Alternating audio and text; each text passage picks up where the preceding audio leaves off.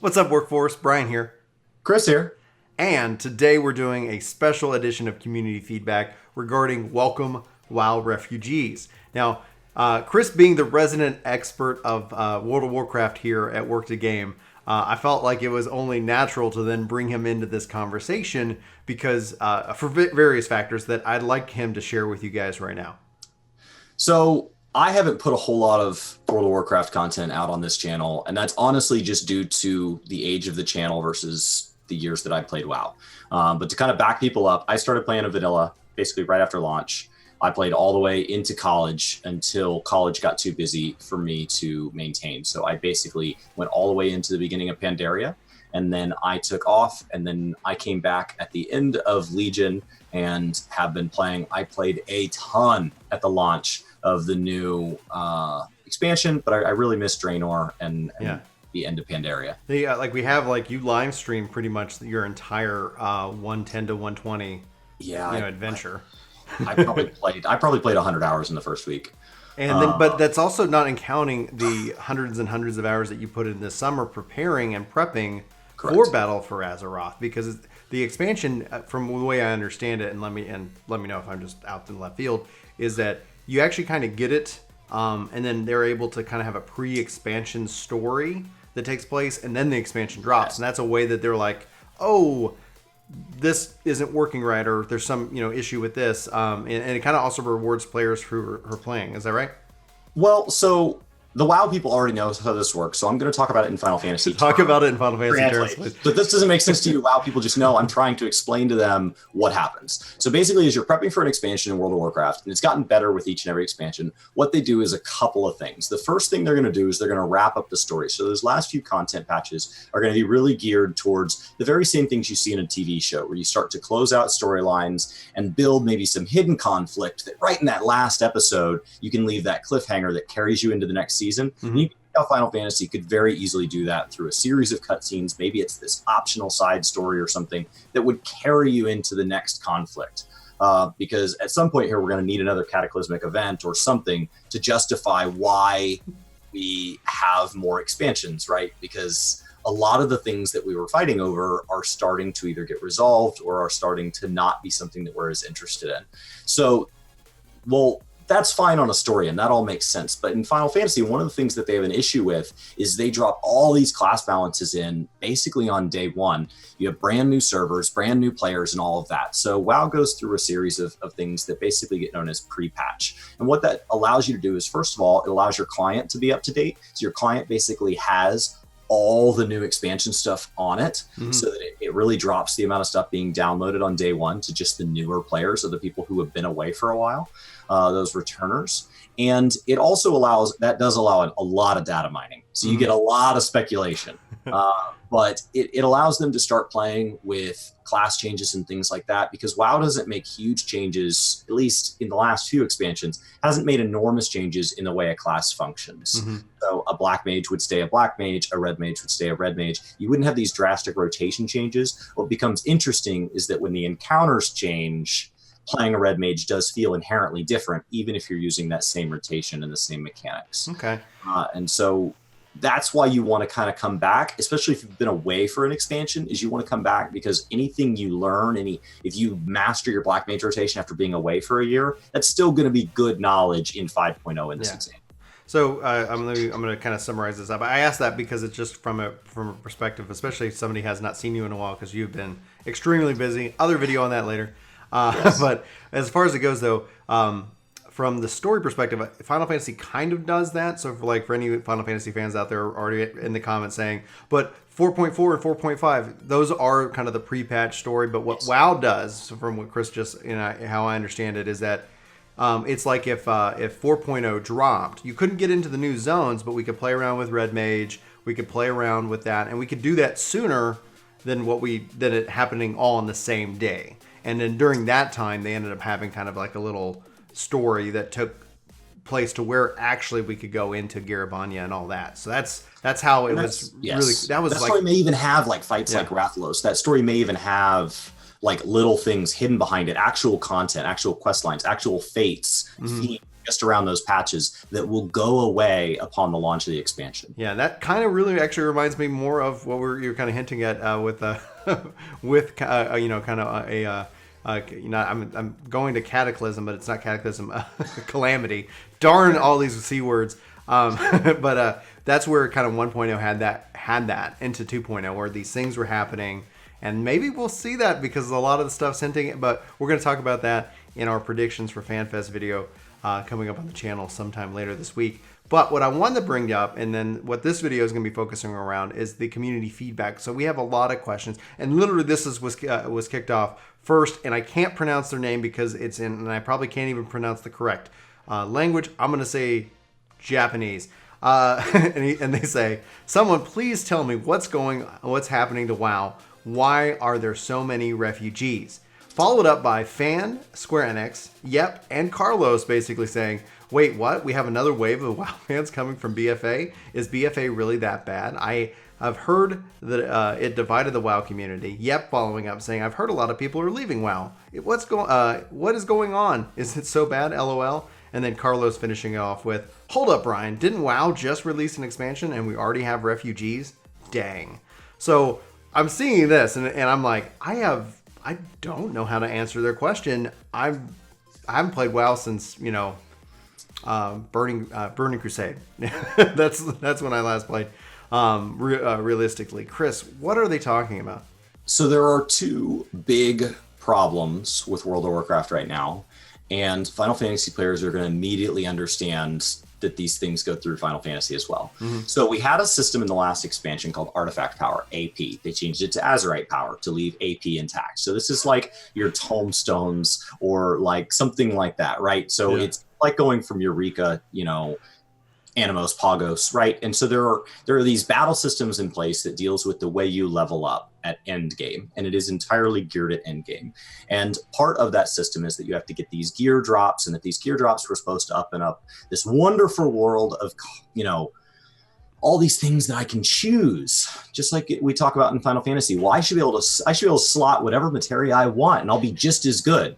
But that's not how it works out. You end up with materia that's better than other materia. Same thing in WoW. You ended up with Azerite traits that are just blatantly better than others. And so it doesn't offer the amount of variety that people had hoped for. Like, it's not, oh, well, min-maxers are going to pick that because it's 5% more. It's like, no, that choice is better in literally all situations. So it doesn't open up the variety. And the drop rates aren't quite tuned right, which, in some games that can mean the drop rates are too high. In this exact case, it means the drop rates are too low on some things. So talk to me, I'm going to jump in on that, like about drop rates, right? So is progression tied behind drop rates? Yes. So in the last expansion at the beginning, you basically had to I didn't play at the beginning of the last expansion, so this is all just my understanding of it based on coming in at the end and then asking a lot of questions. You had to get these items that would drop, these legendaries, and then there was a system to basically, each time you did a legendary procuring event, something that would make a legendary drop, it would be like, let's say it's a 1% chance. And then you didn't get it, the next time you do one of those activities, imagine like if you complete your challenge log. Every item you complete on your challenge log, it'll go from 1% to 2% to 3% to 4%. So eventually, statistically, you get to where it's like, if you've had really bad luck, the next time you complete one of these things, you're like a 60%. So it ramps up and it guarantees a drop. But the moment you get that drop, it resets it. Yeah. Well, the problem with that is the drop doesn't have to be good. It just has to be from the loot table. So not all legendary items were created equal. And so there were people in progression that were like, okay, but I have to now work my way all the way back up that scale to get another epic drop. And I still have trash items. Does it factor in what you've already been or you received? You cannot receive now in the previous expansion, you can't receive the same legendaries twice. Okay, cool. So once you have a legendary, So basically when a legendary drops, I was like, worst case scenario, you keep getting the same gross thing. Spec. I believe it was always for class and spec. And then after you have all the ones for your class and spec, it begins giving them to you based on class. So you start, it would be like, right now you're going to get all the white mage ones. And after you have all the white mage ones, it's going to continue dropping role based ones. So other healers. And then after you have all the healer ones, it's going to then begin dropping them. It gave you these tokens that could be kind of traded in for, I didn't ever get to that point, but it was like, they could be like traded in or something for other classes. That whatever that system was, it's a very small group of people that needed it. Yeah. So that's not the important thing here. And that's really actually the core issue here is this drop rate and stuff is affecting casuals, but there's still so much content in this game for casuals that them grasping at that one thing, well, theoretically, if I finish all my legendaries, I'm going to get screwed. So there's still so much to do in this game that for new players, welcome to the game. It's a wonderful leveling experience. The new expansion is beautiful. There is a ton to do. So I wouldn't say that that's the core issue here. And the drop rates are something that they've already addressed and have said in the next cycle, so in the next patch wave of gear and raid tier and all that, they're actually going to adjust all this. So it's not like, hey, we came up with a new system, you're stuck with it. It's, hey, we came up with a new system.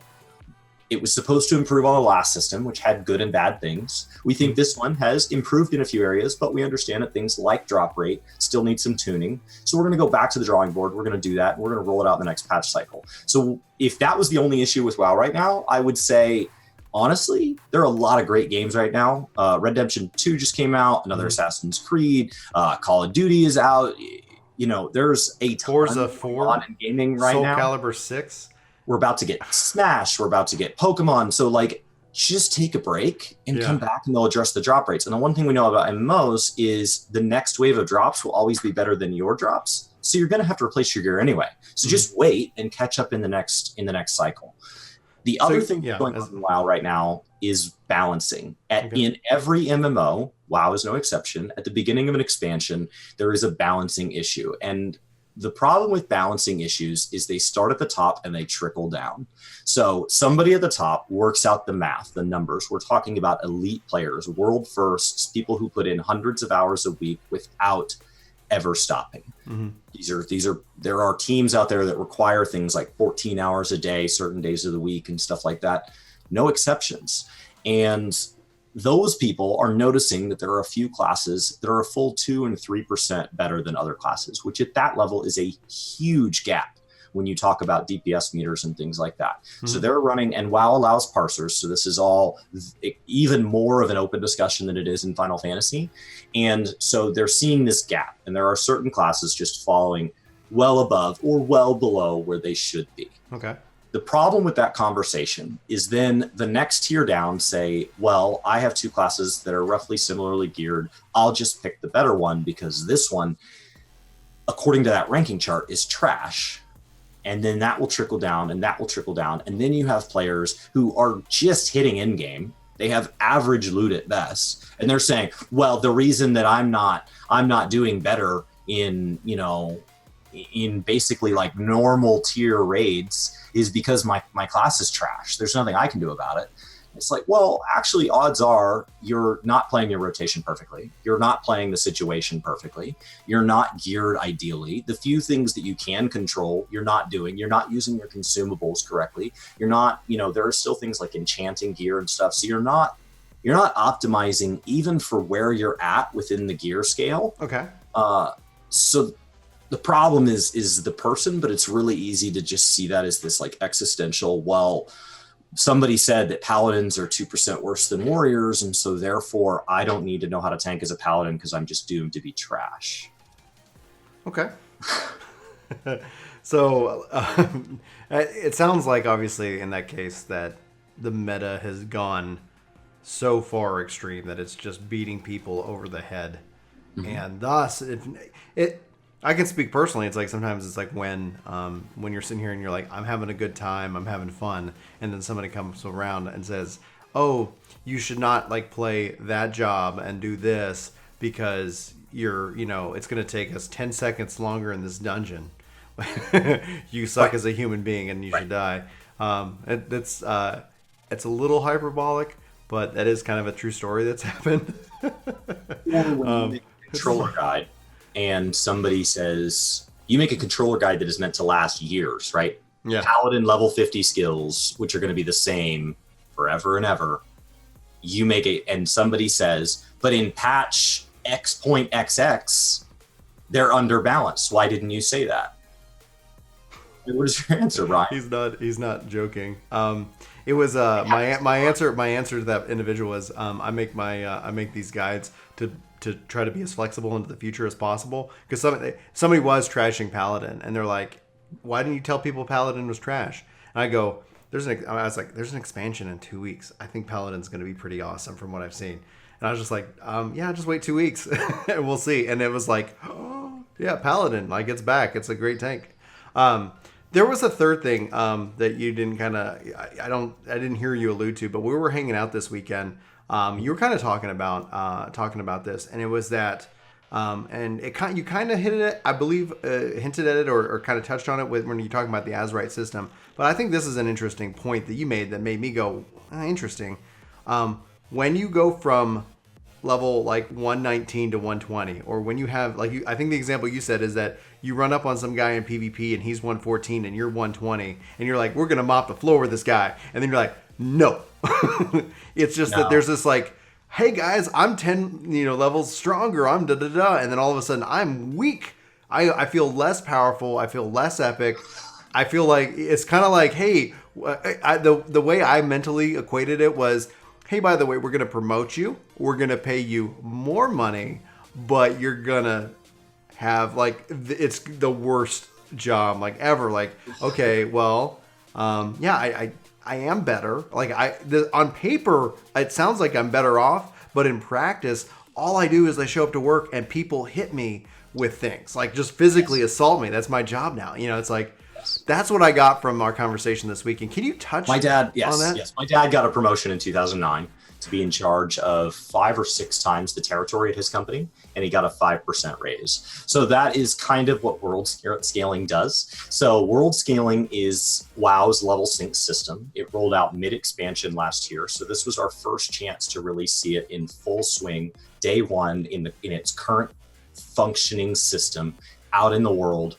This was its first true attempt, and this expansion also marked the first time that they combined all the worlds in a new and interesting way. So what WoW did is they allow you now to opt into being on a world PvP or a non-world PvP, and it just fills the world. So we play on Sargatanas on Final Fantasy. Mm-hmm. So basically, I would say, today I feel like doing world PvP, and so I would change my little flag. It would say I'm world PvP, and when I go out in a zone or whatever, I can attack other players. If I go back to town and I say I don't want to do that anymore, then I would turn it off, and then when I go out into the world, and what it'll do is I go into a zone and it'll say other people with your state, PvP or not, we're going to fill it, and then if that doesn't fill it, we're going to take other servers from your cluster and we're going to keep merging them until the zone feels nice and full. Mm. So you run into people all the time. So it's a beautiful system. But the way their system works is the level sync system in Final Fantasy. I think we've done a versus video on this. The level sync system in Final Fantasy basically drops you down to being that level. You have that level skills, you have that level stats, marginally. Yeah, and as long as the Matera and the sub stats aren't synced, but yeah, for the most part. For you Futurama fans, right? It's the difference between traveling faster than light and then moving the University U at faster than light speeds. So when we go over to the WoW system, it's the other way. So what they do is I'm level 54, so everything will appear level 54 to me. Brian's level 51, everything will appear level 51 to him. You're level 63, and so on and so forth. And so that means everything you come across is scaled as if it's your level. Well, when you're in a leveling content, that's when you get your most gear handed to you in any MMO. It's just constant free loot. Apparently, all these people just needed somebody to run an errand for them, and then they had this heirloom they're going to give you that's exactly scaled to your level. And so that is what's happening here in WoW. Well, that means you always feel powerful relative to you. So you're always in this powerful state. And actually, if you played the last expansion, your legendaries and stuff didn't even really lose their effectiveness until you were halfway through the current expansion. So you just blew through those first 4 or 5 levels, just melting everything. Well, then you start to get closer and closer to being the new level cap, and all of a sudden it's always relative to you, right? So they can't just make it continue to be easy, because when you're at level cap, you're not done getting powerful. Mm-hmm. You're going to be more powerful later in the expansion. So they all of a sudden make things a lot harder. So if a level 50 is supposed to be here and you have gear, you're here. But when you hit level cap, you have to start down here because we know there's future patches that'll bring you up. Yeah. So all of a sudden you feel so underpowered, and you end up coming across low-level players and you try to attack them, and they are scaled. They see you as their level. And so they just don't die. They just don't. And so it's something that they're going to have to adjust. And occasionally, depending on the class makeup, you see these low-level healers or whatever out heal like 4 level cap people. Yeah. If It makes you go like, I don't want to hit cap. Like, it's like, I feel all of a sudden, like, and so being like 114 or 115, I think is like the most powerful you can be in the expansion right now in open world content. Now there's some limits to that. There's still going to be areas where like the mobs are scaled like it. So the way world scaling works is it basically makes everything your level, if it can be, but up to a cap. And then there are a few things that have minimums on them. So they would still be, it's not like they can play the whole game at 114. And so when you hear the system, you're like, well, I know how I would manipulate it. They've closed a lot of loopholes, but occasionally something gets through and so it kind of put a bad taste in people's mouth. And then once a bad taste gets in somebody's mouth when they're playing a game, they go out and they look for that confirmation. I taste blood in the water. Oh, there has to be something chronically wrong with this game. Well, the leveling experience is a tiny sliver of the total experience of a game. Right. So if the first 2 weeks, when there's a bunch of people out in the world leveling, things are a little off, who cares? Like this game's going to be out 2 years. So I think a lot of that's gotten a lot better just by there being less people in the world that are not level cap. So that really brings us around to, okay, so there's all these refugees, there's all these people moving. So that's kind of catches everybody up. I think we need to go over our last few comments. Yeah, we got 2 more comments here. I'm at. Yeah. So we're going to start with Gear Design. He says, there's several reasons why current populace are unhappy with WoW. Most of the issues is that the new expansion doesn't really add much to the current game. What it did add was the gear system that's severely flawed. The normal daily world quest, daily quest grind that didn't change from Legion, etc., etc.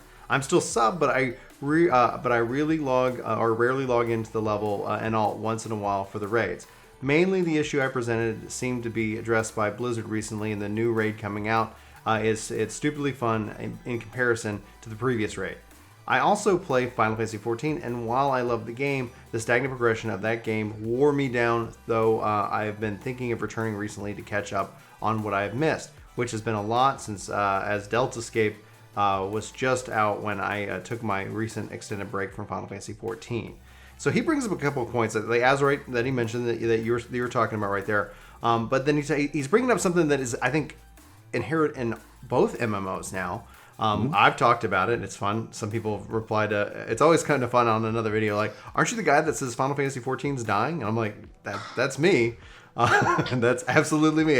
It's got its problems. 1,100 videos, and 1,000 of them are about Final Fantasy and are positive. Yeah. 2 of them are about Final Fantasy and are negative.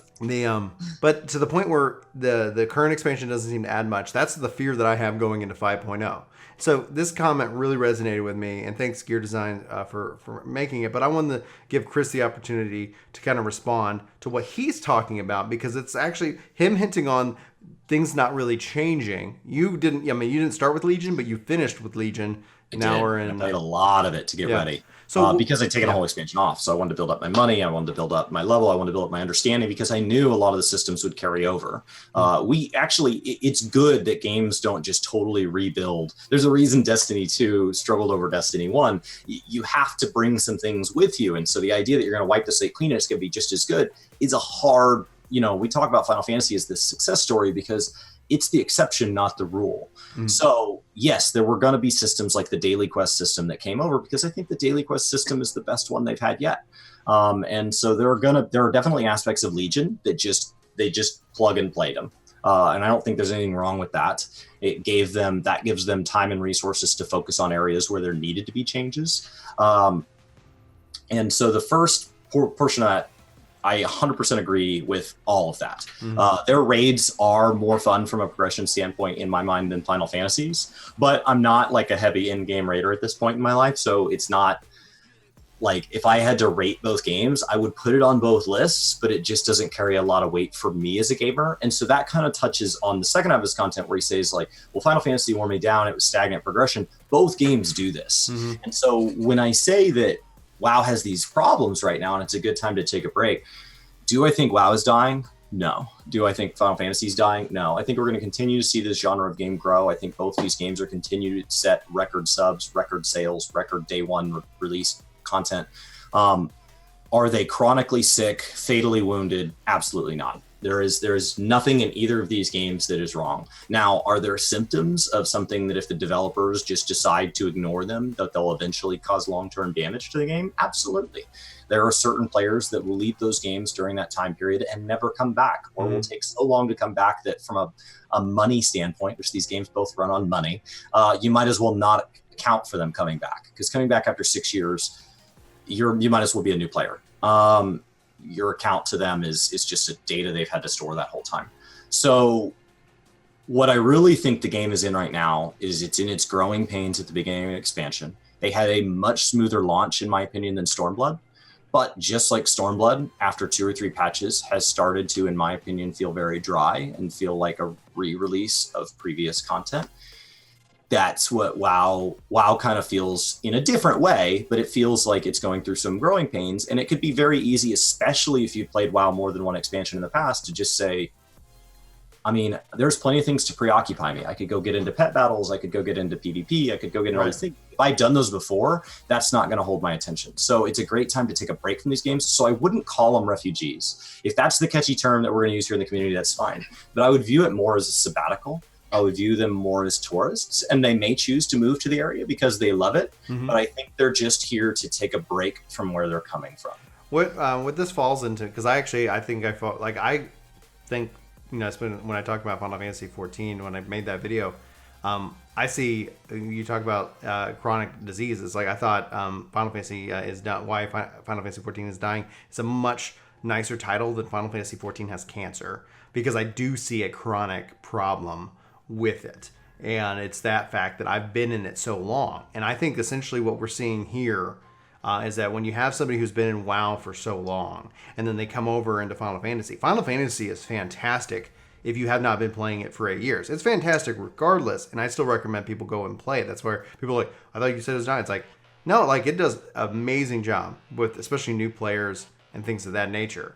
But for players who, when I'm talking with people, and they're like, and they're mad that they don't have anything to do in the game. They've got everything maxed. They've done everything. They've beaten Savage. It's like, I have nothing left to do. Obviously, they're the exception to the rule, but there are. I mean, you look at Blizzard's own backlog. They've got plenty of examples of how to address those needs and those desires, and so that's where that comes from. And so it's interesting. That's where I see whether the term refugee or sabbatical. I think is actually probably. That's definitely a really good term, that you can kind of go and experience these great, these great worlds and these great stories, and find something that you might like in one versus the other, and things like that. And that's where it is important, I think, what we're talking about. Like at this point, it's from the people who are leaving and are not happy with what it is in WoW. It seems that it's happened pretty soon. I don't think I really started seeing the cracks in Stormblood until around patch 4.3, when all of a sudden it's like, this is just, there's nothing that's changed here. This is just, here's another like skybox for you, and it's the go nuts. Like, okay, like I've done this. And that comes down to what's wrong with it, right? So like the raids and the dungeons in WoW are phenomenal so far, in my opinion. Right. And so, but the loot system is damaged. And so because the thing that's damaged happens to be something that exposes itself very early. Well, it's also a big incentive thing, because right. When you think about it, like at the core of it, show up for work, you get paid. Incentive is that you get paid. Show up and play, and you're getting gear. And that gear, that an incentive system being broken, I think makes even if it's the most fun you're having, you're like, but there's no reason to go have fun over here. I need to be going and not having fun, because that gives me the most opportunity to progress. Perfect example. So we've got 2 employers here, and WoW as an employer, their payroll system is broken. And so it's the easiest to be mad at them in the short term because their payroll system's broken. But it's the easiest to fix, because literally as soon as they get the routing numbers set up, it's going to sort itself out and it's done. So it is the easier thing to fix, as opposed to on the Square Enix side, what's wrong with Stormblood, in my opinion, is it's boring. And so yes, they've paid me on time, but then I just keep showing up to the same thing, and I'm never getting promoted. I'm never doing a different task. It's just data entry every single day. And so there's going to come a point when I'm sick of that, and that's going to be a much harder thing to fix. So the problems that I see in Square expanding into being this new and revolutionary game are much harder to fix than what's wrong in WoW. at least just currently, in my opinion. But one of the things to focus on is like our last comment here, Dean Spent. Refugee here, well, I can safely say the 1 to 50 experience was not that good, but once I stepped foot in Ishgard, I haven't had this much enjoyment in gaming for a long time. I personally think every aspect of Final Fantasy XIV is above and beyond WoW, and I've played WoW since the Burning Crusade. The fact that you have things outside of combat is just a joy. The professions are cool. The deep dungeon is a nice break from MSQ. It's just great. That's really the thing here is both of these games have gotten so much better over their previous expansions. The 0 to 50 and the 0 to 60 grind sucks in both games. It does. Doing the free trial in both games is it is literally the smallest taste. It is like going to a 5-star restaurant and they're like, we're going to bring you out 1 teaspoon of one of our sides, and you're going to have to evaluate if you want to try our entire menu based on that. It might be good, but probably isn't going to recommend really, and it's not going to be an entree. It's going to be one of our sides. So like, yes, the 1 to 50 and 1 to 60 grind sucks in both games. But if you're past that in both games, and WoW is really good about it, just basically hands it to you. They basically remove that. These games have so much that's so new. Like the Deep Dungeon, that is so cool to a WoW player. How many of you Final Fantasy players are still doing Deep Dungeon this week? I'm assuming none. So it's the same thing in WoW. They have these awesome systems. Pet battles? You mean I can go around the world and collect all my favorite minions and stuff as like a Pokemon battle system? Just as a side thing. It requires no gear. It's mindless. It's fun. There's trainers. There's events. There's loot. Yeah. How many WoW players go do pet battles? None of them. None of them. Came out in Cataclysm. That system is 6 or 7 years old. Get it out of here. Yeah. Doesn't it always tie back into the incentive, into the reward, into the thing? Because it's that it could like, I would do that, but especially because there's a bigger kind of thing here, and the biggest question to you, and thank you, Dean, and thanks everybody for those awesome comments. And I want also encourage anybody who's watching this video, please feel free to comment below. We love continuing this conversation. But the question then to you, and I think there's another fundamental thing, and this is just where we are in life at certain points. Why aren't you playing WoW right now? Chris, why aren't you logging in every day? So I am not playing because I've been playing both of these games for a long time. And so neither game feels new to me. I've already worn through these. So I need to look to a BDO, or right now Call of Duty's holding my attention or the new Pokemon game. I need to look somewhere outside of these games and really be careful not to burn out on both of them, because I'm about to go to BlizzCon and FanFest, and that should be really exciting, and it is. If you disagree with anything Chris says, you're going to have an opportunity to... Yeah, you can see me. That's why I grew out the mustache in the month of October, so that you can see me like this, and then I won't have a mustache, and I think that reverse disguise there. My wife said I could have it for 1 month because I've always wondered what it looked like. Here it is. There it is. What's today? Today, we are filming this on the 29th, so it is almost about to go. So I'm about to go to both these conferences, and I've really tried to take a break from these games very heavily to focus on. I've got some things that are going on in my life that are very important. I'm trying to actively pursue, a new career that's in self-employment, and it requires some licensing and stuff. And so I've been studying for exams, and it's this whole process. And I've been focusing my effort on that. And I've been focusing my effort on being outside, because October is like the most beautiful month in Texas. Yeah, and it's the best month all these things away from my PS4 and my Xbox and my computer. I just try to turn them on often enough that they're updated and that they're not dusty. And it's the longest break from gaming I've taken in probably a decade. And it's been nice. It has. And the reason I'm taking a break from both these games is because while they are good, they're not good enough to pull me away from everything I just described. And that's mostly because they don't have anything that's that new to me. I've done both of these games enough that the few things that I haven't done, maybe that's current content, maybe you haven't seen the current raid or the current dungeon, isn't enough to pull me back in. But that being said, both my subscriptions are active. And if I got on a train to go down to my wife's office today, and I got on the first train and somebody said, I know you're a random stranger, but my friends are getting into World of Warcraft. Do you think I should play it? Absolutely. You're going to have a blast. It is a great game. It is so well developed. There's a reason that it has had the success it has, and it is because it is fantastic. There is so much to enjoy, so much news, so much excitement. You're going to get to do all sorts of reading and watching streams and this whole community, not to mention all the self-learning, and there's solo play and multiplayer. It's just wonderful. And then that person says, well, thank you so much, stranger. And they get off, and another person sits on and says, hi, stranger. I have some friends that want to play Final Fantasy. Should I get in?